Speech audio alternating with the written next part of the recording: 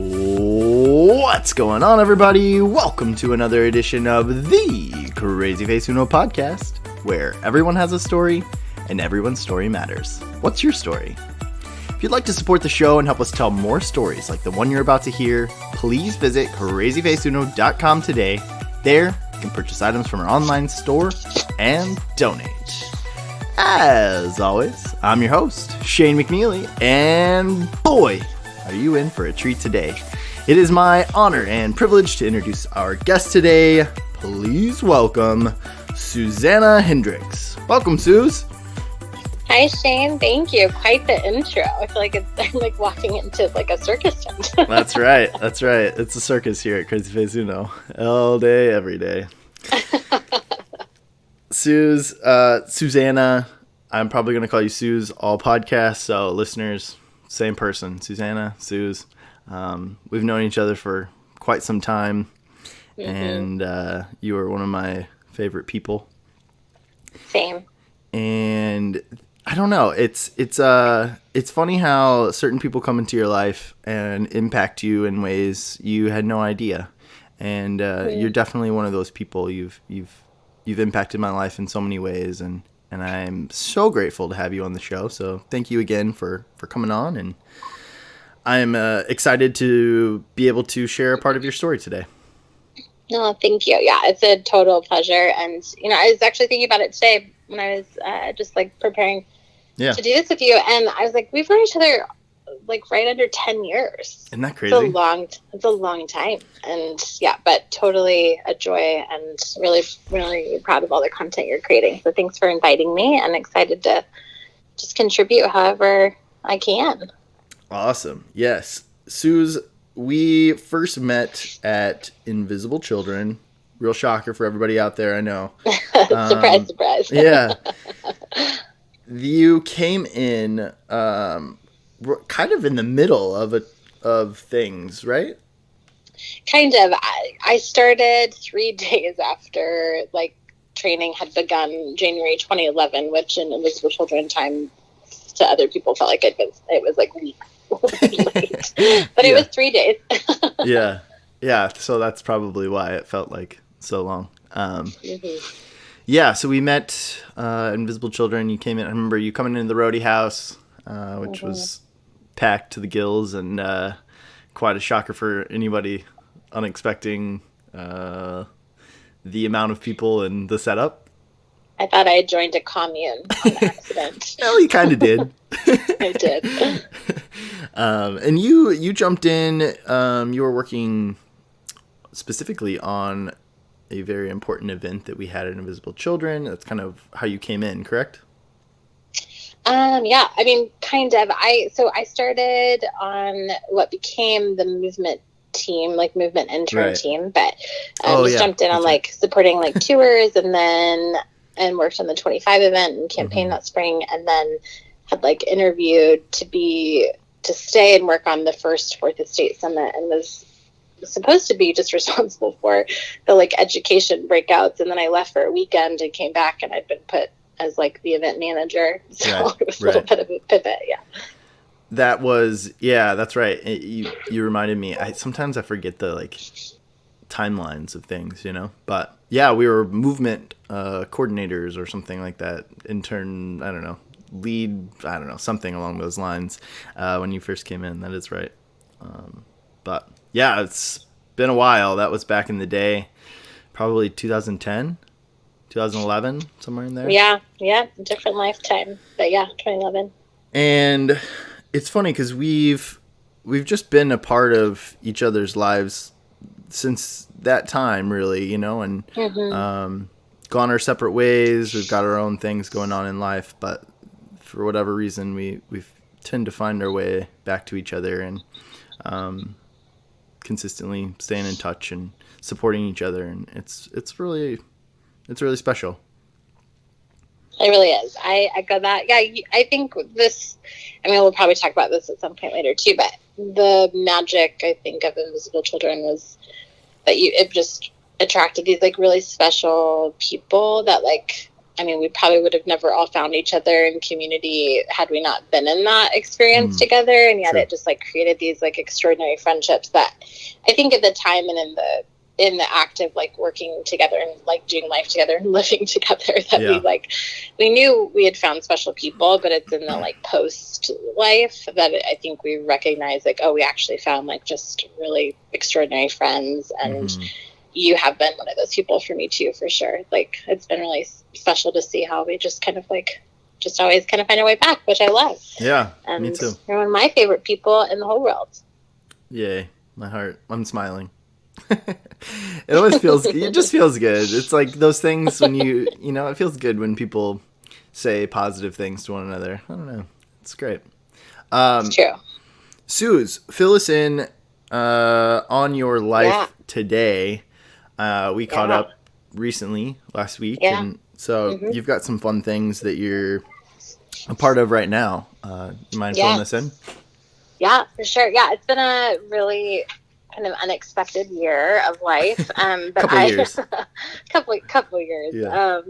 I always think things are going to like slow down or be more normal, and they just never are. And I'm like, maybe this is just my life. So, but I moved from like the Southeast and like DC. I'd spent some time in Nashville and DC over the last couple of years, and I moved out west to the Pacific Northwest, and kind of simultaneously accepted a job with Salesforce.org, and I'm currently the senior manager producer on our premier events team. So just in this like total different landscape and learning this new sector. Thank you. Yeah, it's been really fun and I feel so thankful. My team is incredible, and it's just been really special, like after my kind of like unconventional career path, to find this like fusion where my like the organizations that I really deeply care about and the work that feels really natural to me get to be like combined with an incredible team. So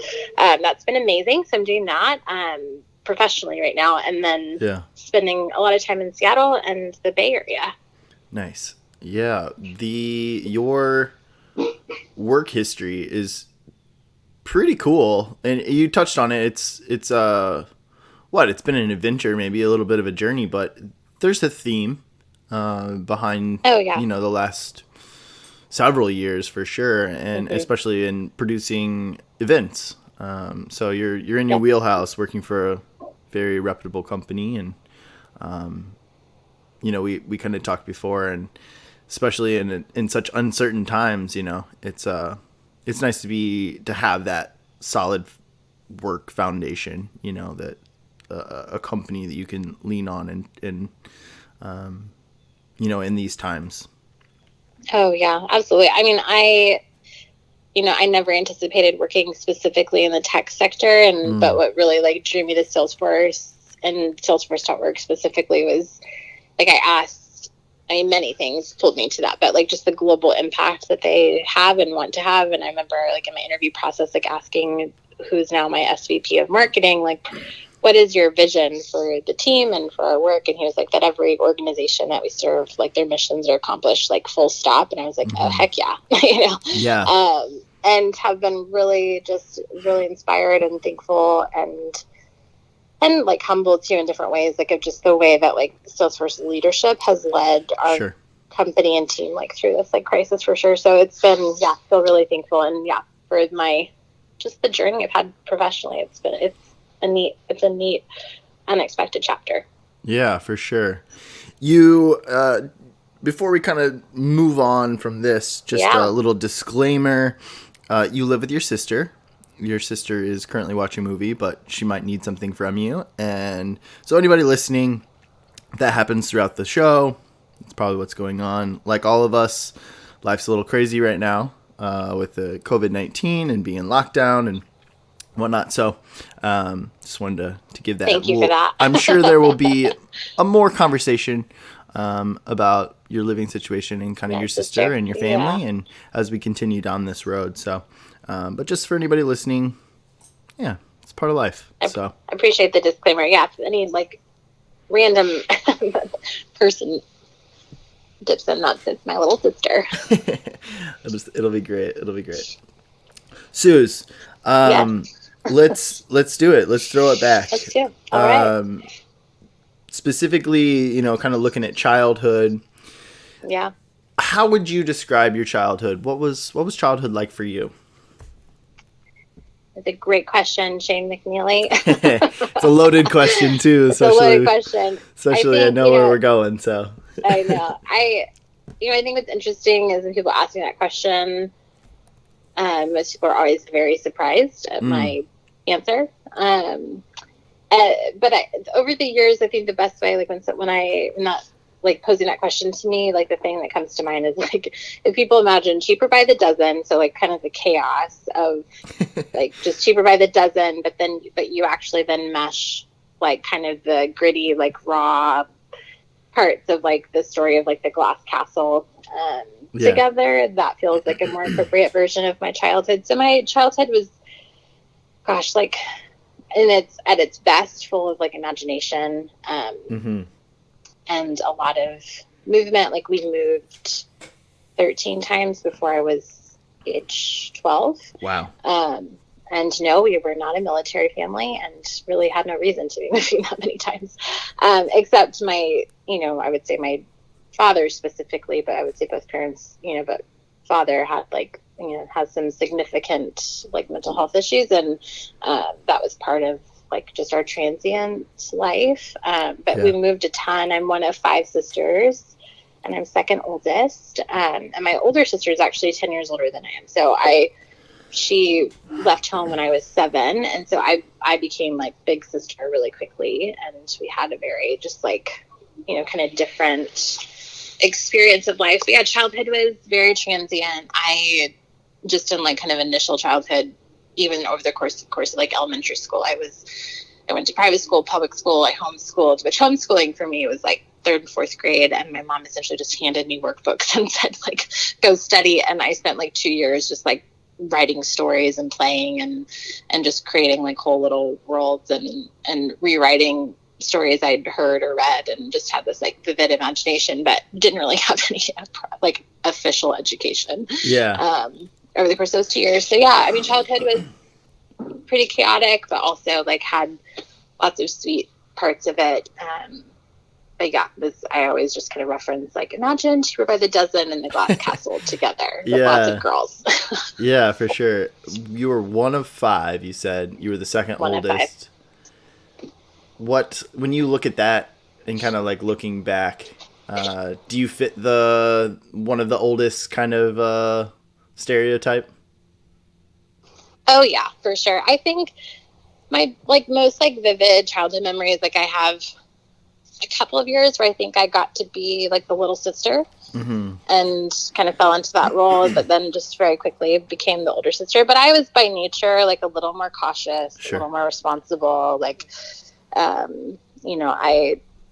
wasn't like the most, what's the word? Like I didn't like stir up trouble. So I think by nature, yeah, I definitely have always kind of fit the like older sibling kind of demographic. Yeah. What would you say were some of your interests as a child? You kind of touched on it with, creative and kind of creating things and the creative side of yourself. But what were some of your other interests? Oh, I loved to read, but actually that kind of stemmed from not being able to read. We moved so much and like education just like wasn't my parents. And I'll preface a lot of this by telling my story like is in no way like bashing my parents. It's just the reality of my story. But education was like not the forefront. So I like kind of missed a lot of my kindergarten, like pre-K and kindergarten year. And so by the time I hit 1st grade, like I couldn't even say the alphabet like fully through. And I remember my first day of school at this private Christian school in Portland, Oregon.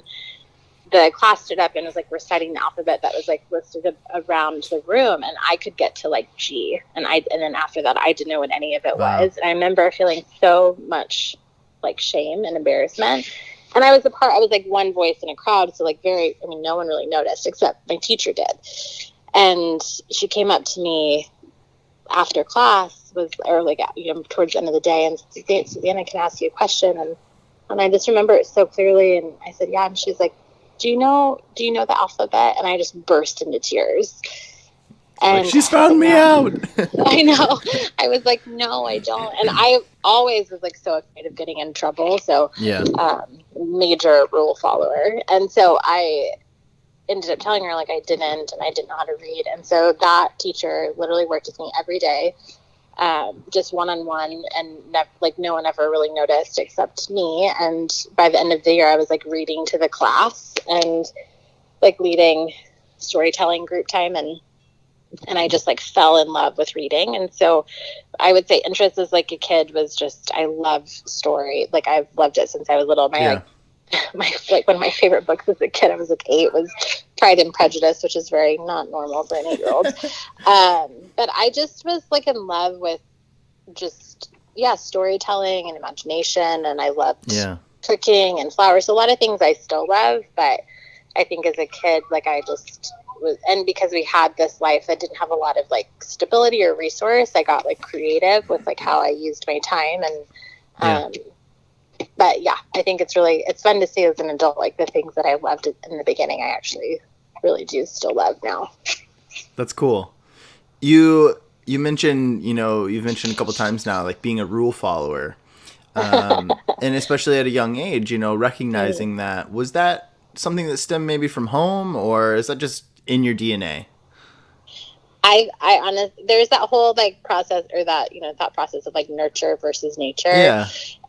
100% is nature. And I think part of it was my own sense, maybe subconsciously as a kid, of like my whole kind of life felt a little out of control, not by my choosing. So, and I had parents who just were not the most stable, and so there was a lot of like reactivity that would happen. So I think part of it was like I didn't want to cause trouble, and I also wanted to kind of control the space around me by not causing more chaos. And so I think that was part of it for me. But I just also, just by nature, like I don't want to like cause I don't want to get in trouble. Yeah. It's pretty normal, I think. But... yeah, totally. But just like was more cautious. But I also had siblings who like pushed the boundaries a lot. And I just wasn't by nature that way.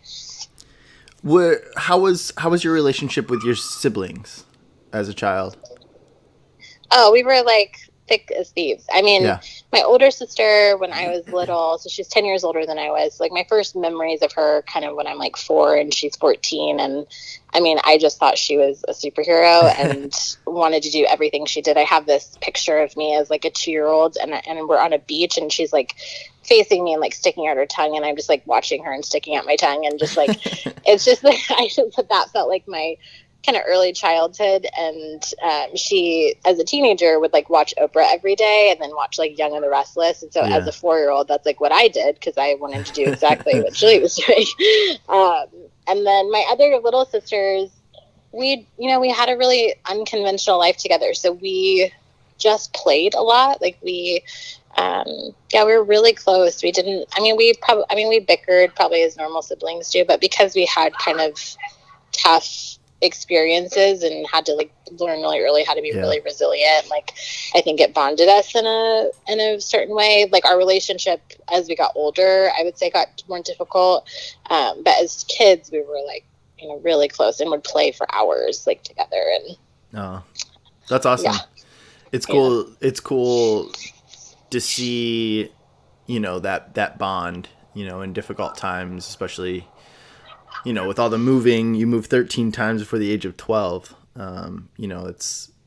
It's definitely one of those things that your siblings can be a blessing in moments like that. I can imagine.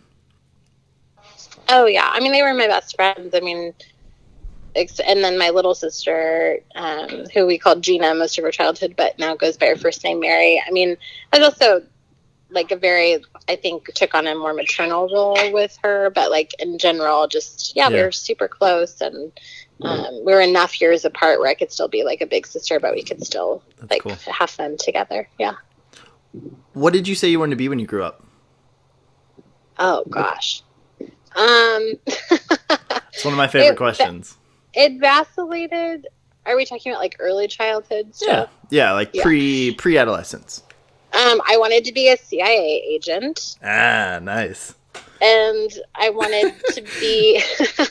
This is why I love this question, because you get it. You get just the whole gamut. Oh, I like deeply wanted to be a CIA agent, or I wanted, and probably equal was I wanted to be a writer. I remember my Aunt Martha, who I'm really close to, lives in Portland, and she's this badass woman who like has worked. She's like the director of wellness for the labor union in the Northwest, but like also is just this incredible like crafter and baker and reader, and just has had this incredible story. But when I was little, she used to take me like once every couple of months to Barnes and Noble, and it was like my special kind of one-on-one total like focus time that anyone really gave me. And she would like let me pick out a book, and then we'd have hot chocolate and talk about a story. And I just remember being like 8 or 9 and sitting on the floor of Barnes and Noble and looking at all of these authors and having this moment of like, oh, I want to be one of them. Yeah. And so, yeah, I would say CIA agent and a writer. Where did CIA agent come from? I wanted to fight the bad guys, Shane. I get it. Who doesn't? Yeah. And I think by nature, I had this like really early sense of like there being bad guys in the world. Yeah. And I think I innately knew I was kind of like, I knew I was like a smart kid, and I wanted to travel, and I think there was like this element of like I didn't totally understand what a CIA agent meant, but my great uncle was an FBI agent, and I think was also probably in the CIA, and I think I remember hearing him talk about it once, and like his line of work, and I think it just sparked this like, oh, I want to do that too. Yeah, especially from I'm sure some of that corresponds with the difficulty of growing up and knowing that that things weren't the way they're supposed to be.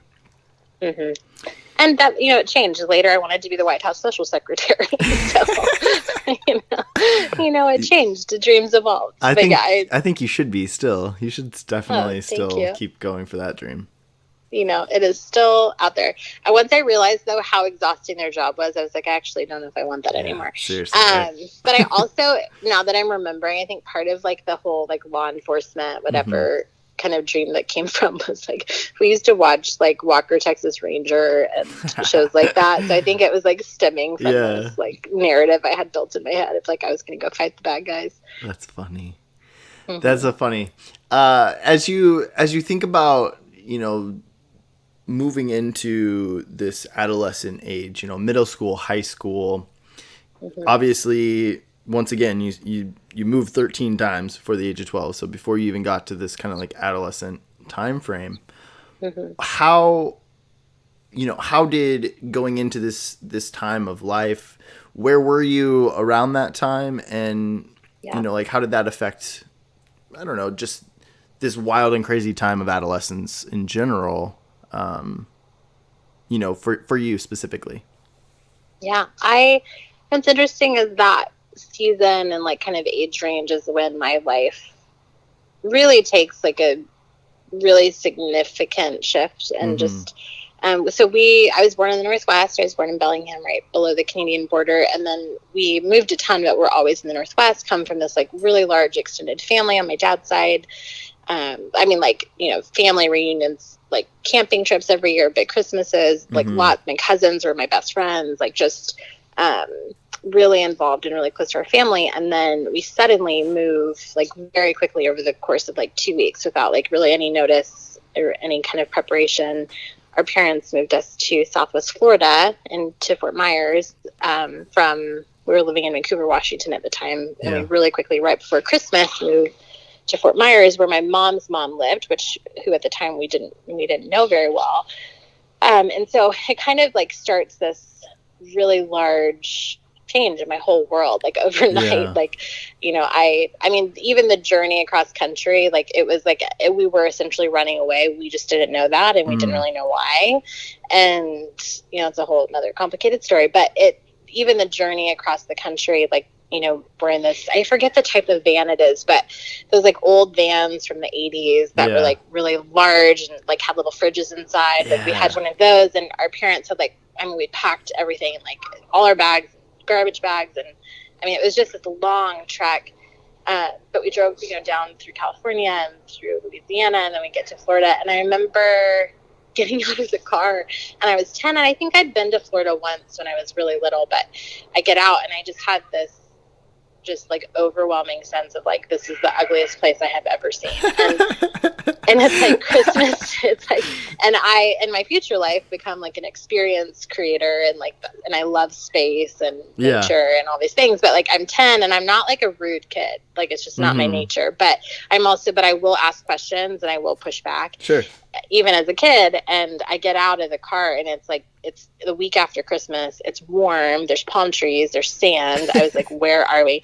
And I literally look at my mom and I was like, this is the ugliest place I have ever seen. And I remember for the first couple of weeks, like the cicadas in Florida, like kept me up at night. Like I was like, I mean, I was an avid journaler. I still am, but like I journaled as a kid, and I have all these pages of just like lamenting over the move. And I had to leave the boy I'd fallen in love with. And like, the bugs were so loud. And like, I just, so that kind of age really changed our life. 'Cause then my dad started, essentially, like, we moved there together really quickly, and then he started traveling back to the Northwest and left us with my mom there.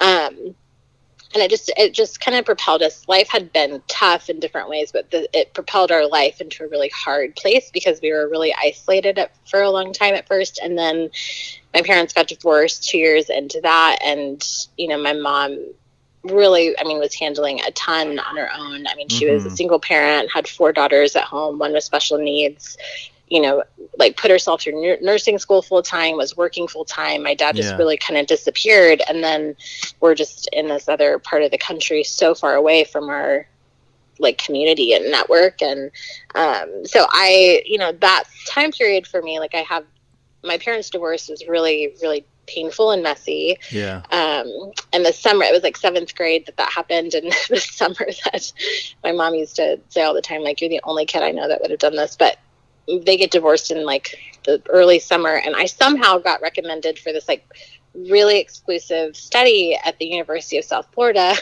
on the Holocaust, for middle school and high school students. And I was like recommended. So I would like commute from Fort Myers to Tampa to go to this program. So the summer that my like little world and family blows up, I'm like commuting to go study the Holocaust. And I'm like paired with a survivor named Sam, who's like 66. And his story was like incredible. Whoa. What grade were you in? Did you say? I was in 7th grade. 7th grade. Whoa. Cool. Yeah. So, I would say like as a student, I loved school. I worked really hard. I loved reading. I like, my favorite classes were like social studies and English and anything that had to do with like art. And, but my family life was just really tough. And, I really quickly like became the other young parent. It was like the role that I was put into. And I think also like life kind of demanded of me. And I remember this super vivid memory of like, I was kind of the leader of play with my siblings, and I'm, maybe 13, and my sister Andrea comes in and, it's like, I want to play. And I just looked at her and I was like, I don't play anymore. And it was this like super vivid memory of like something changing. And it felt like childhood kind of ended for me. And yet that like wasn't entirely true, but that's how it felt. And, so adolescent time was, that was probably one of the hardest seasons because we as a collective were super isolated.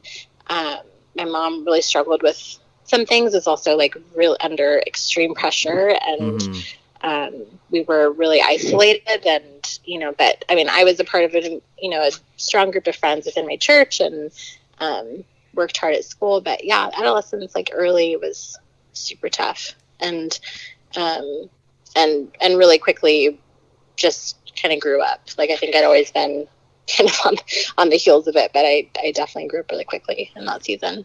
Yeah. Just thinking about the relationships of people in your life up to this point. I moved, let's see, a couple times before, middle school, and I still look at that, and there's still things that definitely affected me, and I think it has affected me throughout the years. But those relationships, I moved when I was in 1st grade and moved again going into 7th. And so, two really interesting time periods of life. And I remember, the first move I had was dramatic. So, obviously you moving, kind of at this age, this time of your life, at this age is really monumental, not to mention the 13 other times that you had already done so. Yeah.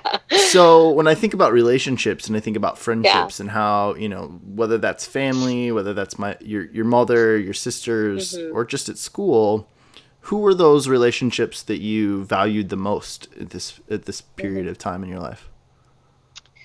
Yeah, I mean, it's a great question. I think my answer would probably be like twofold. Like my Aunt Martha, who I mentioned earlier, and her husband, my Uncle James, who actually passed away 8 years ago last month, were probably my two most pivotal, like, I would, like as an aunt and uncle, even when we moved, like they were still really present for me, which felt just kind of like an anchor. And they were kind of the people who, like, I knew because of their consistent presence that they would always be a consistent presence. And they, like, I think it taught me really early that there were certain people and places that were like not going to stay the same, but they continued to be those people that, like, it didn't matter where we were. Like I always felt that. So that they were a massive part of my life, even from afar.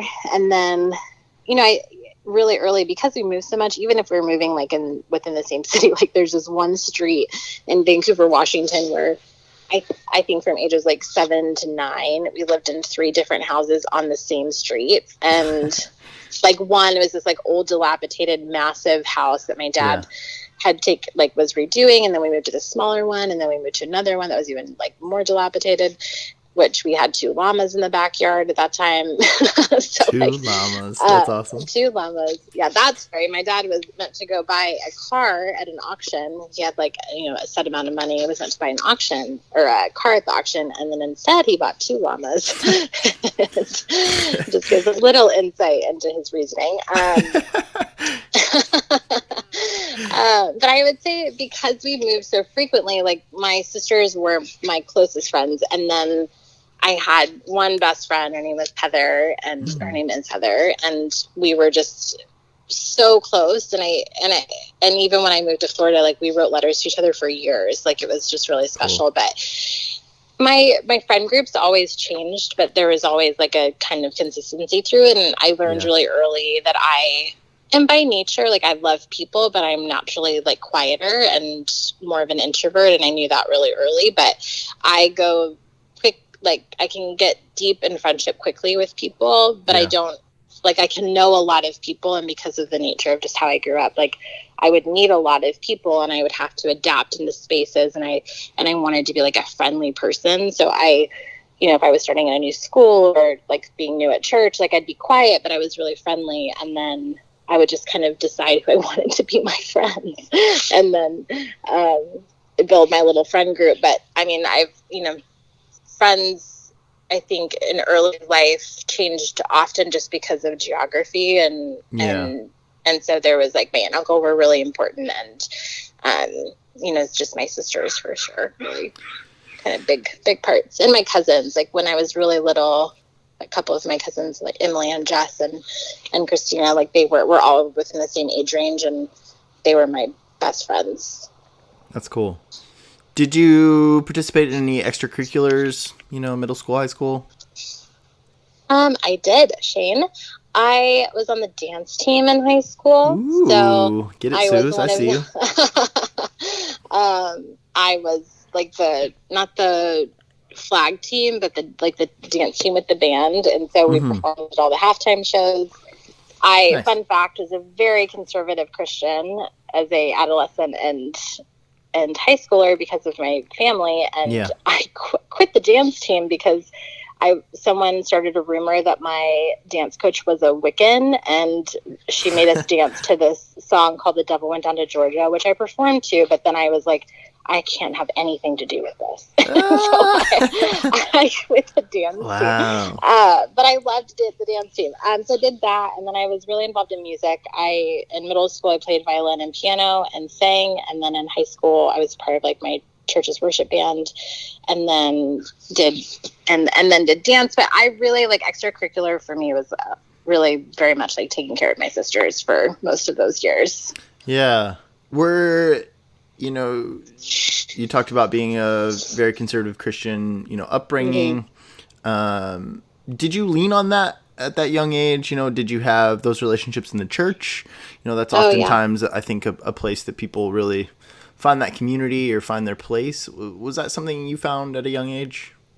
Oh, absolutely. And it is really interesting when I look back at my story, because my parents were very conservative Christians, like very charismatic. It was, very religious, and that's all I knew. And I think there was like the order of it kind of made sense to me, like my nature. But yet I really had never doubted that I believed God was real, and had like my own personal, just like spiritual experiences as a kid. So those really tied me into the church. And when we moved to Florida, we started going to this church, which I went to all through middle school and high school. And some of those friends are still people I'm in touch with and really love and care about. But when my parents got divorced, my mom stopped going to church, but I still kept going. So it was still this like really massive cornerstone of my life. And it's like, that's where I was like the most involved, was within my church. I was there like 3 or 4 times a week. But and at that time it was like, if my mom, she's a single parent working full time, like if she couldn't help facilitate me getting somewhere, like I was a resourceful kid and figured out how to get there. But my faith definitely in my early days for sure, like directed a lot of how I engaged with the world, and was like a major, it was a huge part of my life. But I was so conservative that like when I was 16, I was on the worship band in my youth group, and I had to sign a contract that I wouldn't date, that I wouldn't drink, that I wouldn't wear tank tops that like were less width than 2 inches, and I wouldn't kiss boys. Ooh. And I took it so sounds seriously. Like my college experience. Yeah, just 100%. kidding, but kind of. But kind of, yeah. I took it so seriously that when I was 16, I went to visit my older sister in Seattle, who at that time was like 26 and like living in Capitol Hill and living this like super fun 20s life in the city, and takes me and kind of gets me into this dinner event and gets me a cocktail, right? Sure. And most 16-year-olds would be jazzed, right? Like so excited. And it's like this blue cocktail. And I remember looking at her and saying like, Julie, what is this? And she's like, it's a cocktail. And she's thinking she's like won the big sister lottery, right? Like she's like the cool sister. And I like hand it back to her and I was like, Julie, I cannot drink this. Now you're like, what am I going to do with my other hand? Like, come on. One's empty. Come on. Yeah, that's it's funny because I grew up in a very similar, we've came from similar backgrounds in for sure, in this specific topic, but it's very much the thought process, or I don't know, I think a lot of my like rule following that I do, and even my my rebellious side all stems from maybe the same root, and some of it is that conservative Christian upbringing for sure. Mm-hmm. It's interesting to see how that plays out throughout your life. Oh, absolutely. And for me, it was like this. It was this interesting tension because a lot of it was like this personal experience I'd had just as a human on my own, of like just really feeling this presence that like I connected to, and then also having this like deep indoctrination that like that just solidified this like, my world's in chaos, and yet there's these like rules to follow. And I totally walked away from the church and my Christian faith when I was 18. But like when I was 17, my mom had like a really massive, what we refer to as episodes. And she'd had many of them, but she had a really major one like 2 weeks after my 17th birthday. And I was a junior in high school, and she kicked me out. And there was no like actual reason for it. Like I was folding laundry, she'd come in to talk to me about something, and I'll never forget it. Like you could always tell like when her like something had shifted for her, and she saw something like fall on the ground, and it just like tweaked her for whatever reason. And she had just like really had a major moment and then kicked me out. And so my high school life changed really quickly. Like I was, really involved and was a good student, but I was managing like church life and home life and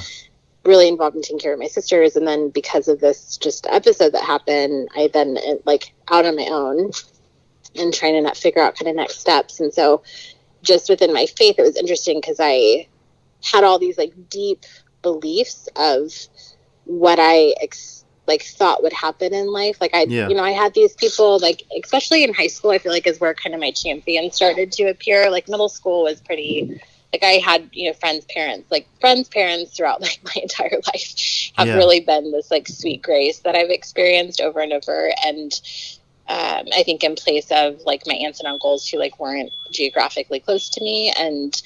But in high school specifically, like my best friend in high school, Pedro, his mom, Ramona, became just like a mentor and a safe place. My best friend, Alicia, and her family were this just like total safe haven. I mean, I have so many memories of nights that I would drive like clear across, like I think it would take like 40 minutes from my house to her house. And like late at night when it had been like a really hard night at home and just needed to be somewhere that felt calm. And she had like a mattress that she just like had under her bed for like a little foam pad. And I would like roll in and her parents were like, whenever you need to come, you just come. And I would just drive in, pull out the pad, sleep on her floor. And, so but my faith was like such a big part of it. My church community was a huge part of it. And then my world kind of explodes again when I'm 17 and faced always like really big decisions really quickly. And it is also when I saw what I believed of the church, what I believed of God, what I believed of what people and how people should be there, like didn't happen. And I felt like really betrayed by God and like by this faith that I had like, I mean, so devoutly, like, I hadn't even kissed a boy. I mean, I was like so devout and it was like, I had followed every rule. And I remember being like 18, I had just turned 18 and I was like standing at the like edge of the beach late at night, which was like one of my favorite things to do. And I was like screaming at the sky and was just like, you don't show up and your people don't show up and I'm done. And it was like a really honest, like I did everything I was told to do and it still didn't work. So, that's kind of a little bit of that experience for me, but high school, I really had amazing people and simultaneously like my faith was a huge part of my life. You've reached this point, in your life up until this point where, it's just been kind of chaos, a lot of turmoil, a lot of things have been up in the air. What comes next for you? You graduate high school, you go through this, this crazy first, basically 18 years of your life. Yeah. And what's next? It's like the world is wide open for you, right? There's just so much going on, but yet there's a lot of, I can imagine a lot of heaviness that just kind of weighs on your shoulders and on your heart. And as you as a person, so what came next? Yeah.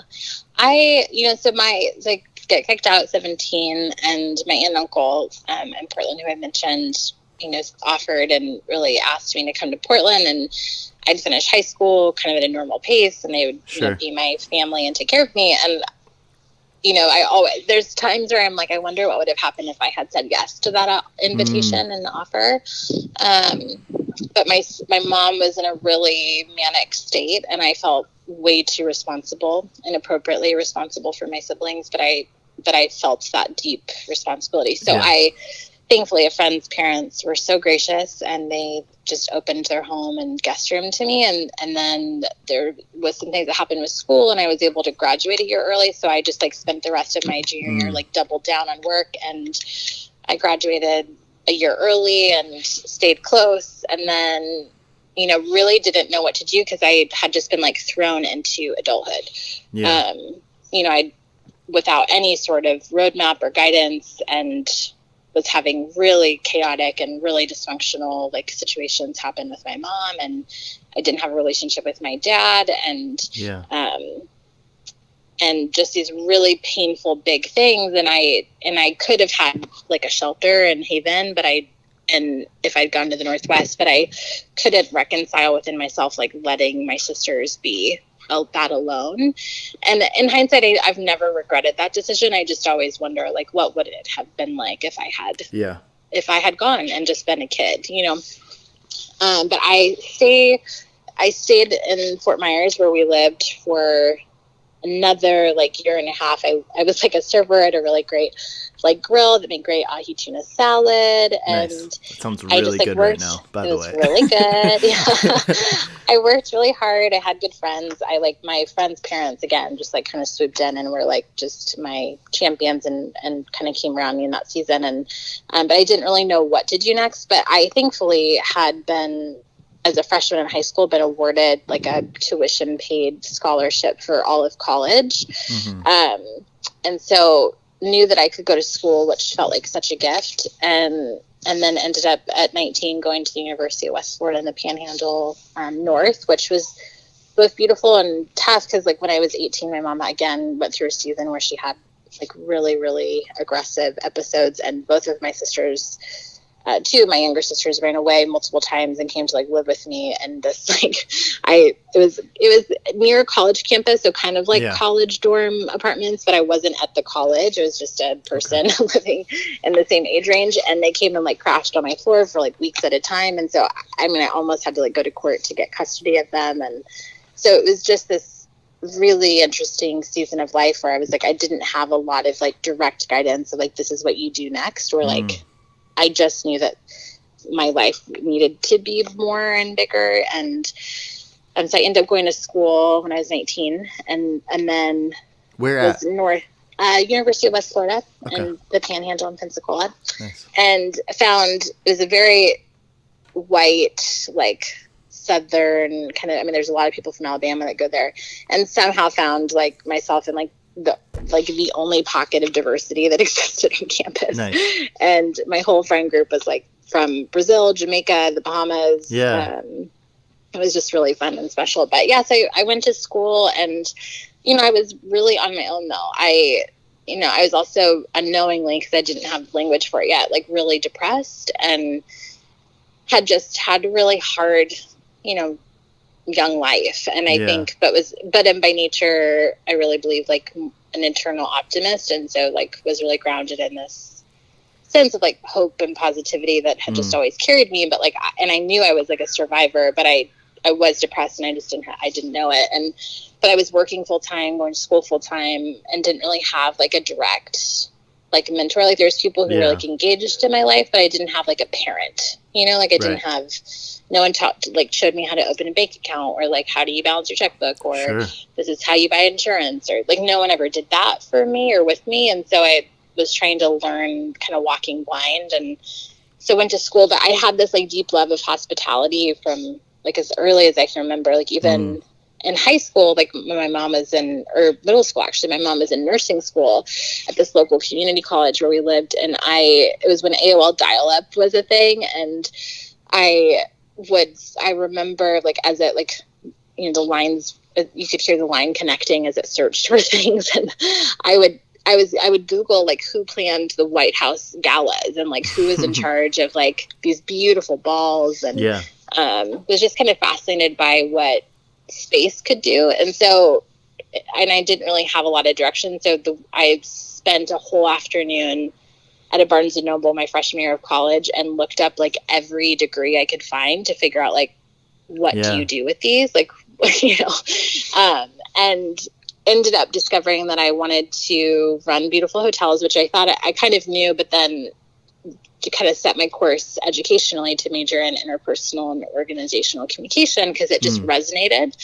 And I'm really thankful that I like kind of leaned in that way. But I was in school for 3 years. I actually didn't graduate because I took a break. I'd gone back to South Florida in my third year, and just realized I had this kind of like out of body moment, which I think a lot of people probably have at different points in life, and mine just happened really early. And I think there was a part of me that was kind of coming out of this like survival haze that I had been in, and And I remember I was like working at an Embassy Suites, and I was the president of the CARES committee Nice. at the hotel. And I had, an apartment, and I was going to school, and I had like a small group of friends, and like we're sitting at the Outback, and everyone's just kind of chatting. It was like my friend group. And I just had this moment where I realized like something in my like soul was dying. I was like, there was like this recognition of like, this is not my life. Like, this is not the life I actually was created to live. And I don't know what that life is, but I have to leave. Yeah. And it was this like very visceral experience. And then within like 3 months, I quit my job, packed up my house, like my apartment, sold my car, and I took a job working for a private hospitality group based in the Northeast, but like had a ton of beautiful properties in an island called Mount Desert, and specifically worked and lived in a small village called Bar Harbor in Maine. And that's kind of where I feel like my like own story started, was like, it was just this, like, I mean, my whole family and friend group was just like, what are you doing? It didn't make any sense. I was 22. I'd worked really hard to get through school, and I was only going to go for the summer and then come back. And then I just fell in love with it and realized like I didn't actually really know what I wanted to do as much as I thought. And I also needed to just like experience life again. And Bar Harbor I cry literally every time I go back, because it's just my favorite place. Yeah. And that's kind of where I feel like a lot of my story kind of started as like a young adult. So if anyone has not been to Bar Harbor, Maine, please add it to your list. It is amazing. It's so beautiful. I need to go. We should all go together sometime. We should all go. Yeah, it's bring my everybody bucket we can. list dream. Is to like have a small cabin. Oh my gosh, yeah. It's my favorite place in the world. Suze, up until this point, it's kind of a theme throughout. It sounds like the first good chunk of your life. A lot of trauma, a lot of traumatic events, a lot of just a few. Yeah, and it also sounds like you were kind of alone. You've had these people that have been there. Every great person, every great story has a hero. Do you feel like you have any heroes up until this point in your life? It's a great question. Up until that point, I would say like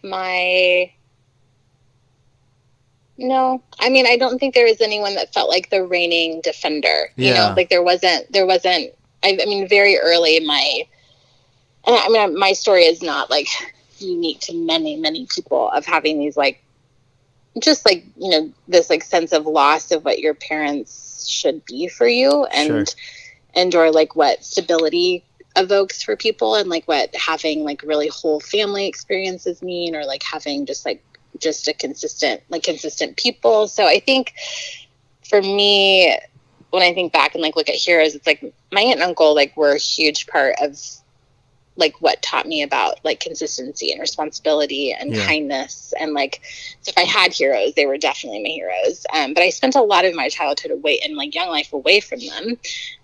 And so like in my young adult life, like I would say my 20s is when it kind of resurges and they become like, again, like really pivotal people in my worlds. But up until that point, I would say like my relationship with God honestly was like my most grounding and my most like, that's where I looked for my most direction. And so when that part of my life kind of felt like it disintegrated, I did feel like really alone.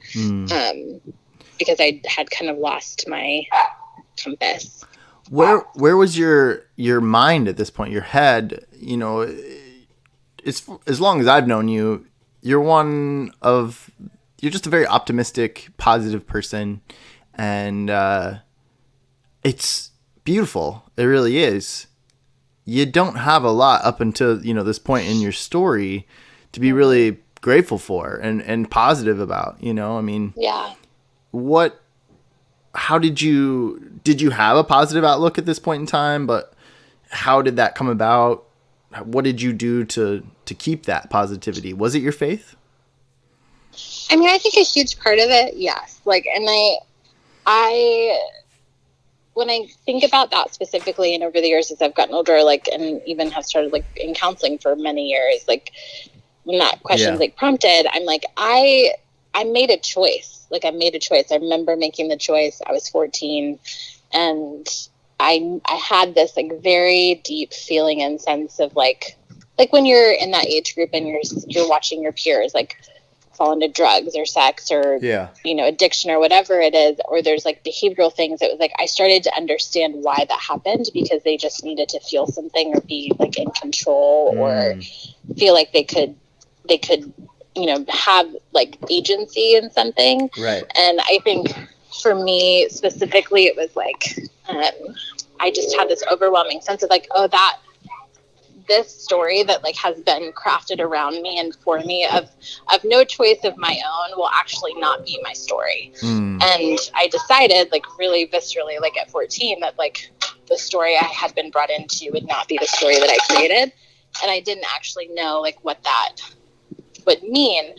And then I think on the other side of it, like I don't know where it comes from, except to just say like it just feels like grace. But I really have never felt or taken on like a victim mentality. And I deeply like believe, even though I've been exposed, whether it's been professionally or personally, to like great trauma and tragedy and like the dark side of the world, I've also been exposed to like great light. And I think it's, I'm really thankful. I just have this like innate sense of hope, and even just like my like deep belief in like great like love and love stories, like is not actually derived from my like childhood experience of great love, right? Like my parents' relationship was chaotic and painful and abusive, and and yet like I believe in love and like great love. So does that answer your question?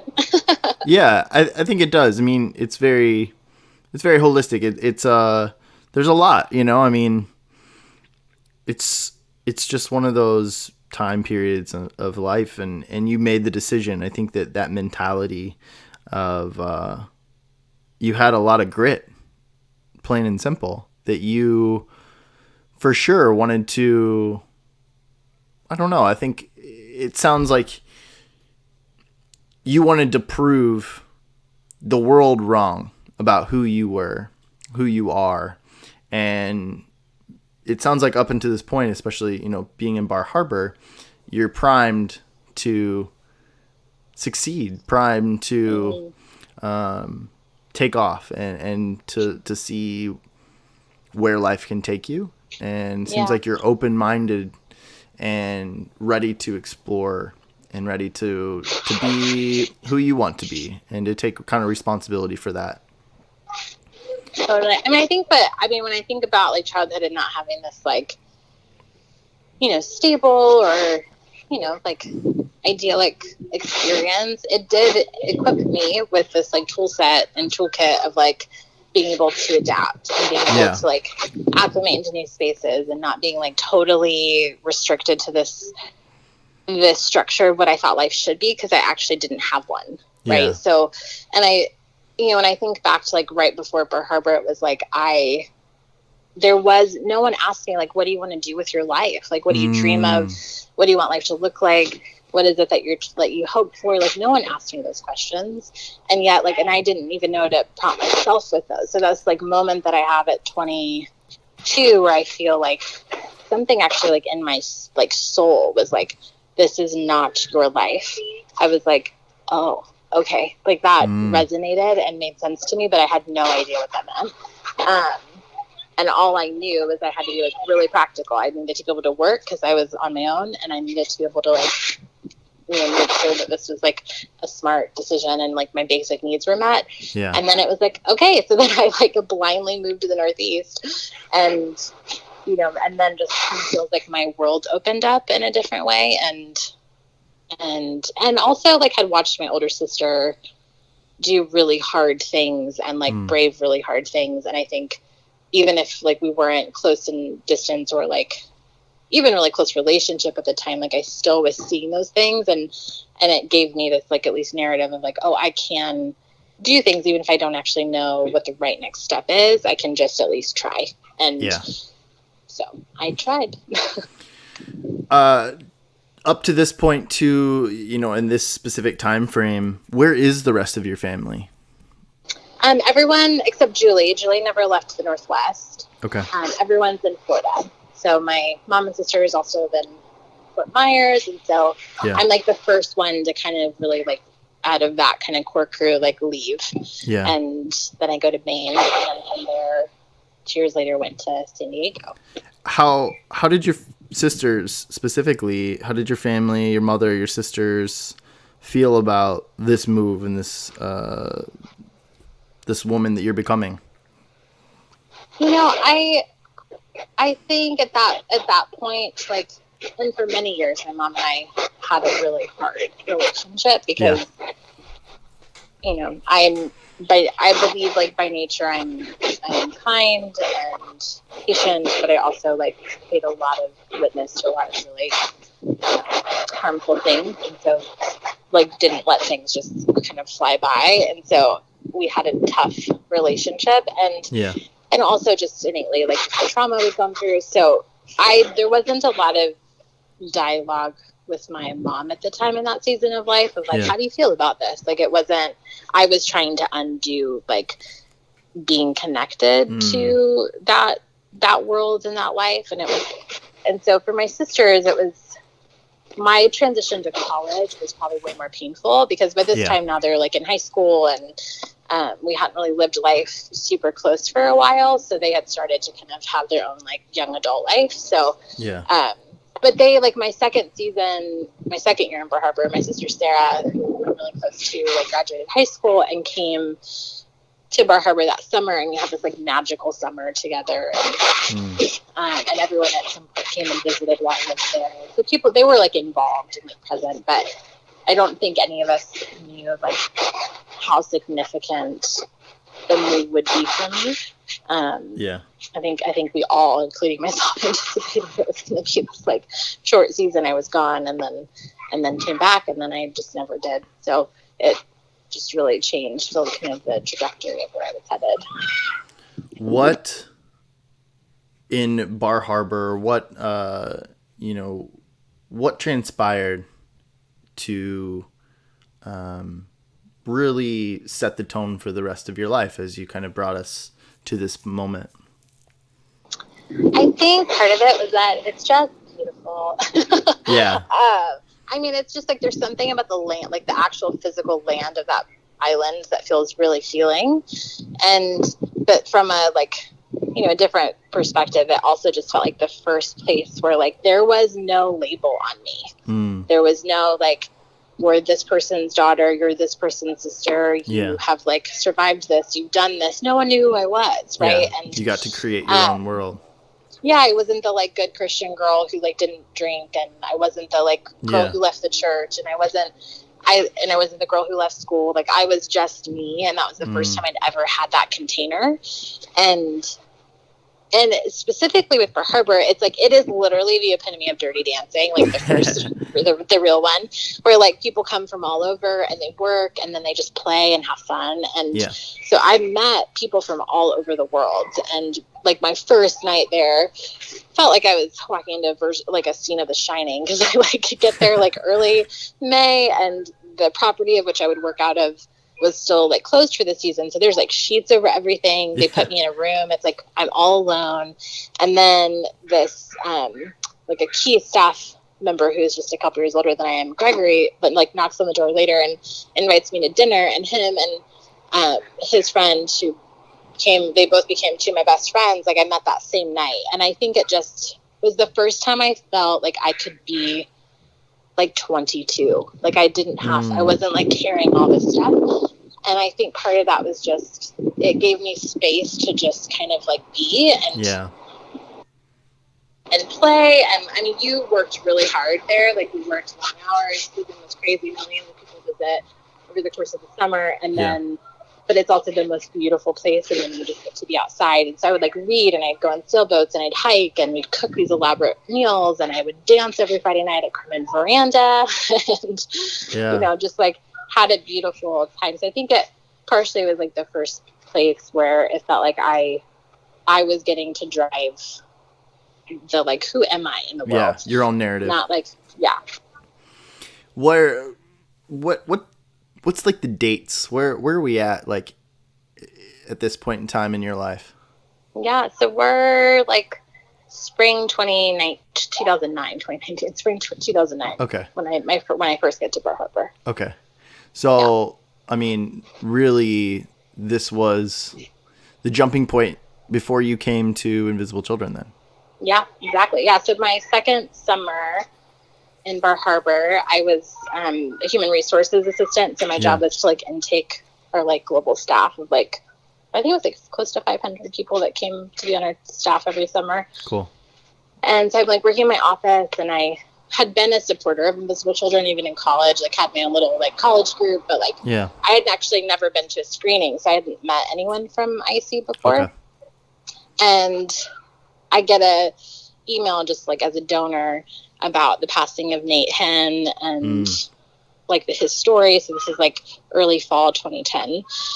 And I'm sitting at my desk, you know, in this place that I love, and you know, not really sure like what's coming next. Like, do I want to stay for another season? Is it time to do something else? And I watched the video that IC made about Nate and the story, and it just like shook me to the core. I don't know if it was because Nate was my age, or if it just like sparked this part of me that had always been really deeply connected to social justice, or like a fusion of all of it. But it just like totally shook me. So I like the next day applied to be a roadie, which I like didn't get, thank God, because I don't know if I would have been a great roadie. I can't peg you for being a roadie, Suze. No, you know what's funny is like for my childhood, I really could have done it, but it's not the exact experience I would have thrived in. Yeah, there's definitely things that you would have like knocked out of the park. But there's a lot of things I think you would have really not liked about it.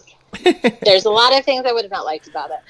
And I think partially, like, that's where I just feel like God and Spirit were really gracious to me, because I absolutely believe I was meant to be a part of it. But I think actually being a roadie would have been really activating for me. Yeah. And so anyway, so I don't get the roadieship, think it's just kind of doors closed, but it sparks this, like, what do I want to do next? Like, what am I doing? You know, I've been like kind of like working and playing for 2 years. Yeah. You know, what is the like direction of my life? And so, but then they call me, you know, 3 months later on like a Friday night. Now that I've like been on staff at IC, I know I was like the last person they called. And they asked me if I could come and join like the movement team. They're like, it's grunt work, it doesn't pay anything, you know, all of these different really alluring like selling points. And, you know, said, could you be here Tuesday? And I just was really quiet, and I was like, I can't be there Tuesday, but I can be there Thursday. That sounds just like something someone like Invisible Children would say. Like, oh, totally. It's Monday at 10 p.m. Can you be here tomorrow? Like, And I was like, I can't, but I can be there 2 days after. Yeah. So that's, you know, January 2011. And then that feels like a whole nother part of my just journey in life, just like completely opened up, and like a story I couldn't have imagined, you know. But it took me getting on a plane and going across the country totally blind, and being welcomed into this like new space. And my little adaptable heart kicked in. So. How did, and this is, you know, this is, I know a lot about you. I know a lot about your story. We've had many long chats and talks, Suze, but I'm starting to like learn more about you. And I don't know if I fully understood this like origin story, you know, this timeline of your life. How did Invisible Children, your time there, how did that affect your life? And how did that affect your life? I think part of it was that like, well, one, I think what's interesting about origin stories is that like it also depends on when you like meet people, right? And what parts of life are like coming out at that time. But I think specifically with IC, I mean, my first, I would say like 6 months there, I didn't really feel very like connected to the people. I felt very connected to the mission. Yeah. So like I didn't have this like, I wasn't enamored. There wasn't, but I was like very much committed to why we were there. And Zach Barrows Zach, who we love so much. Oh. I think him we and gotta like get Lauren, him on here. Oh yeah, absolutely do. That one I'm excited for. Oh, he's so good. I mean, I honestly think like him and, Lauren Fine. Yeah. Like they saw something in me that like entrusted me with things on like a big scale that I didn't know I could do, right? Like I didn't, and I think it was the reason it changed so much of like what would come next is because I finally kind of found my people. Like I found these like gritty, good-hearted, hopeful, kind, funny, agile, like belief that the world could be better because we were actually seeing how awful it could be. And yet we like believed that by like hard work and community and storytelling and experience that we could change something. And like I really deeply like believed that to my core as a person regardless of IC. So like it invited me into this space kind of unexpectedly of like, oh, I actually can be a part of like kind of answering this part of me that's there that I just didn't have I didn't have an avenue to like lean into. And I'd always loved experience, but I had no mentorship or like invitation to explore doing it from an event perspective or like, and then all of a sudden I'm 24 being asked to lead this like international like multi-day summit. And then I find like, oh, I love this. Like I love it. And I think just the things that it opened up in me were something that I could have never probably found anywhere else. And you're making me tear up, Suze. I got chills. I've got chills. Like you're taking the words right out of my mouth. Like I've said it so many times too.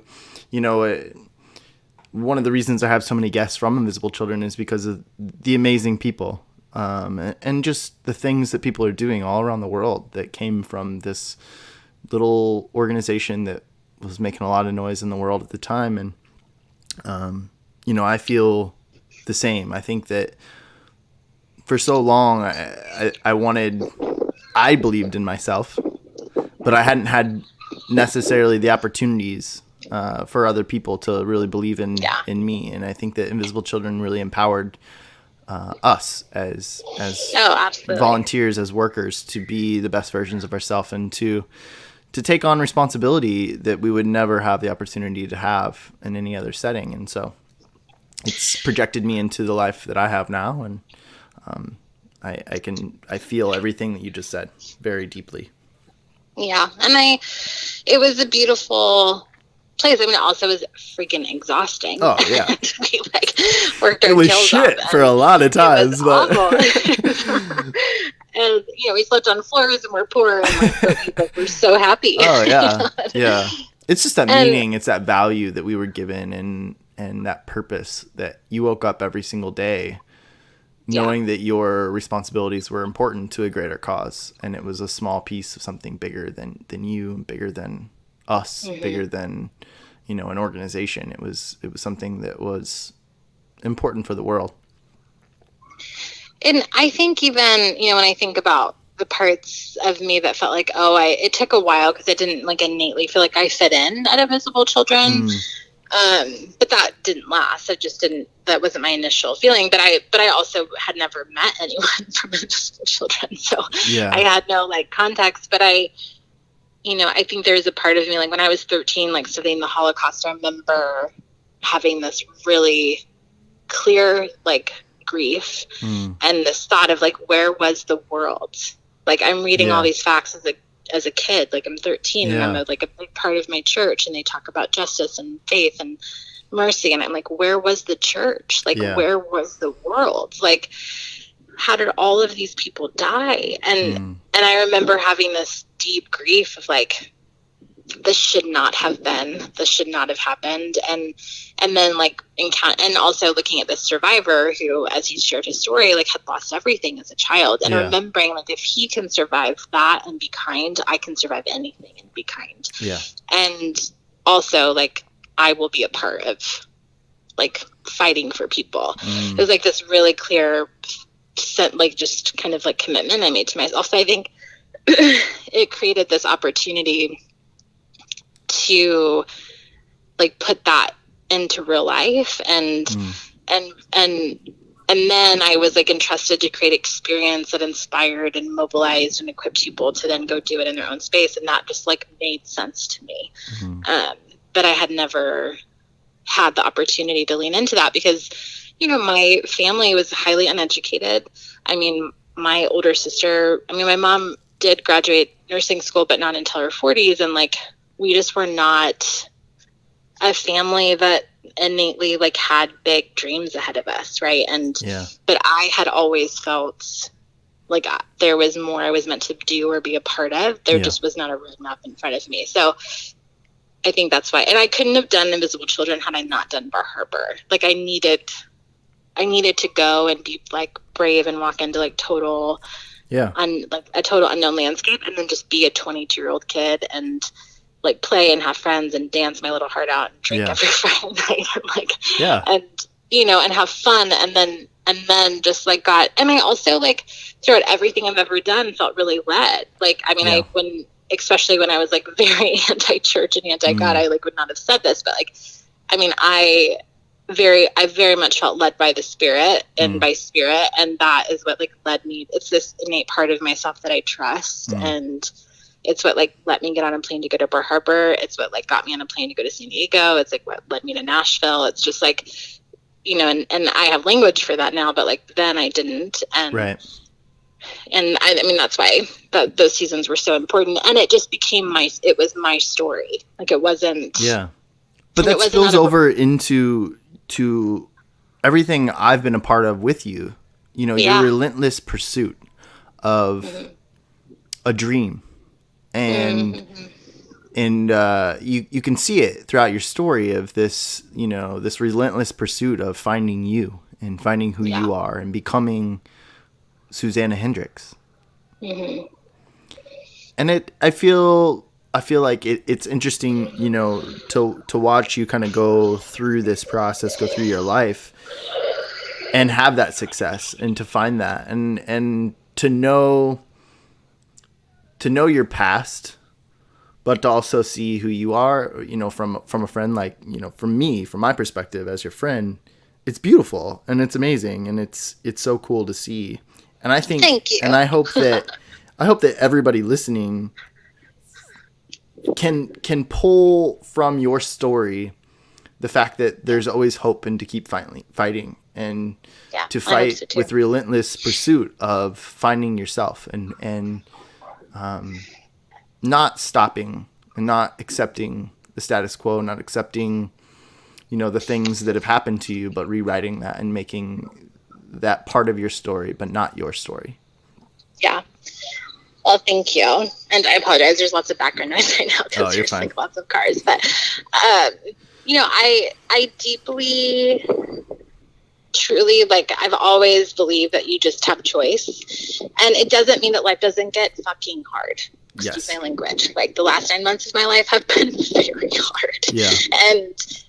And I've gone through moments where I'm like, wow, this is like going to cut me at the knees. And I actually don't know if I can do this. Like, I've had moments like that many times in my life, but I think there's also this, like, there is this innate belief that I'm, even at my lowest and like hardest and scariest moments, like I still can come back to of just like, life is meant to be more whole. It's meant to be more full. It's meant to be more loving. It's meant to be more kind.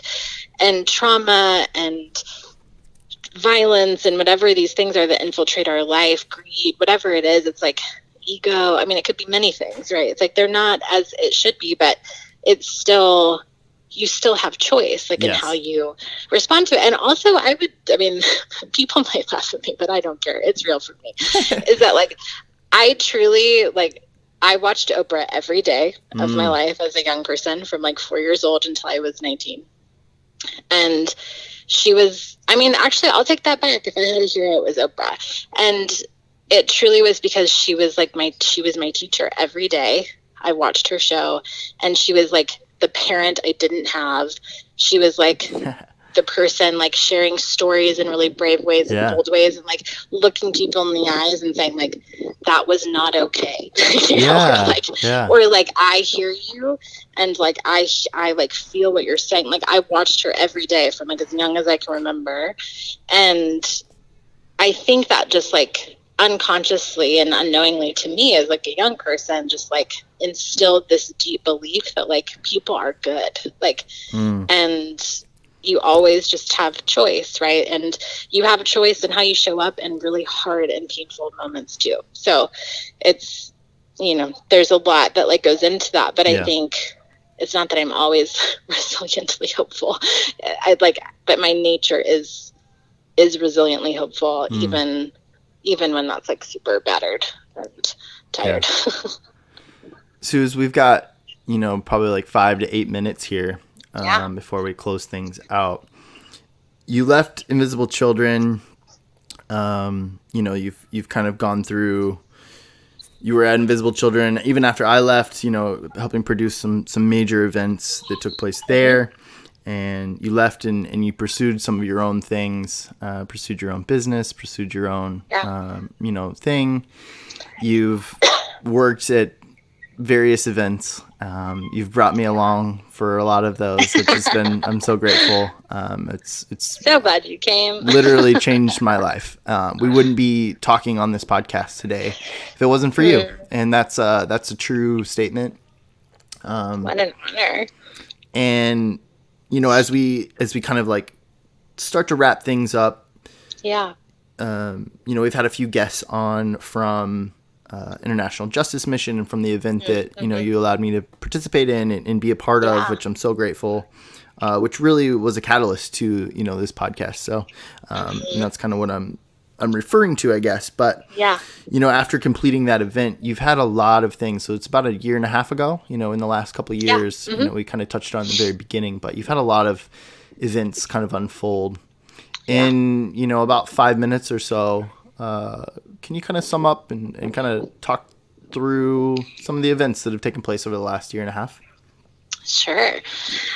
Well, I like thanks for your words about the event, and I'm so thankful you were there. You've many times been my like anchor in really stressful situations. So I'm really thankful for that. The IGM event was just like such an amazing and like kind of once in a lifetime experience to be a part of and help lead, and really, really thankful for that. But yeah, I mean, so as I kind of mentioned in the very beginning, like I moved west to be closer to my family, which now after much of my life story probably makes sense. And trying to like really step into a season of building relationship and be closer. I have a niece now, and like just wanted to, you know, be more present because I had like lived all over the country and worked on these like massive projects, which had taken a lot of my time and focus. And so I stepped away from like a lot of really important community that I have and had built over really the last 10 years to come to the Northwest. And about, you know, a couple weeks after we'd lost a community member with Invisible Children, I came officially to the Northwest, and then my mom suffered a really severe stroke and wasn't expected to survive, and she did, thankfully. But also, you know, really it's like that like tension of like you're so thankful that this person that you love and have, you know, as your parent that has survived, and also just like so tragic.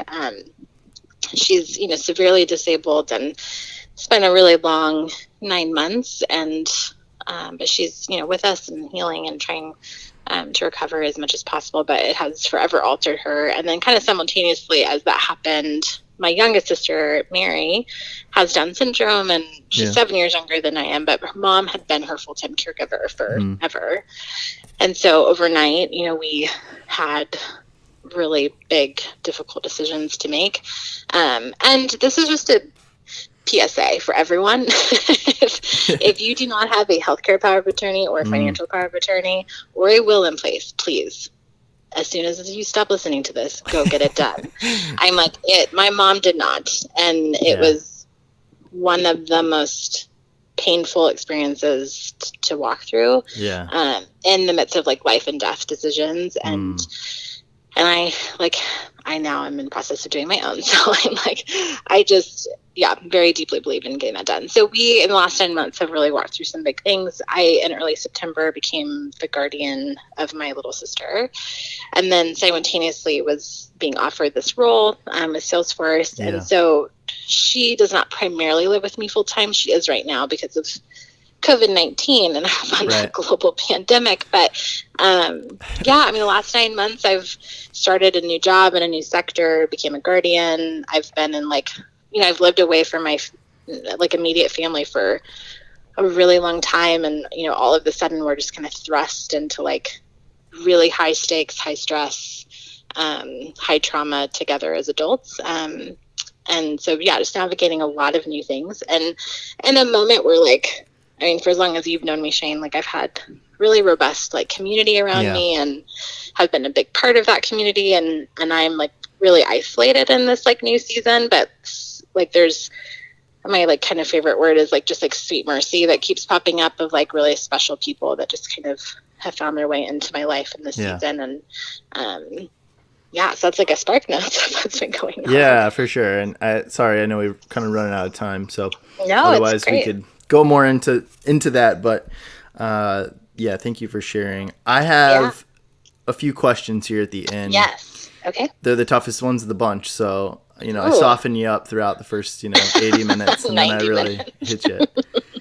Suze, what would you say you're most proud of to date? Most proud of, in life or work, or just all of it? Sure. Okay. I would say as a person, I'm most proud that my life is full of people full of light and people full of kindness and just really deeply good people. That feels like such a privilege and such a marked part of my life. And I just feel really honored and really proud that that's the life that I've built. Not even intentionally, just just being present with the people that came into my world. So you, and I would say that's something I'm the most proud of. Cool. And do you have any goals or ambitions? What are you looking forward to most in the future? Ooh, just a time check. We've got 3 minutes before I have to cut it off. Okay, great. Okay, so my top 3 are: I want to open a retreat center. That's boutique hotel meets retreat center that becomes a haven for creatives, humanitarian workers, leaders. It could be business. Whoever needs to be there, but this just haven of healing and of rest. Did you say that's going to be in South Florida? I don't think so. All right. Just checking. Yeah, but you are welcome anytime. But to have this just space that is, is healing and hospitality at the same time, but is not just a counseling center. And then my other one is that I want to publish at least one book.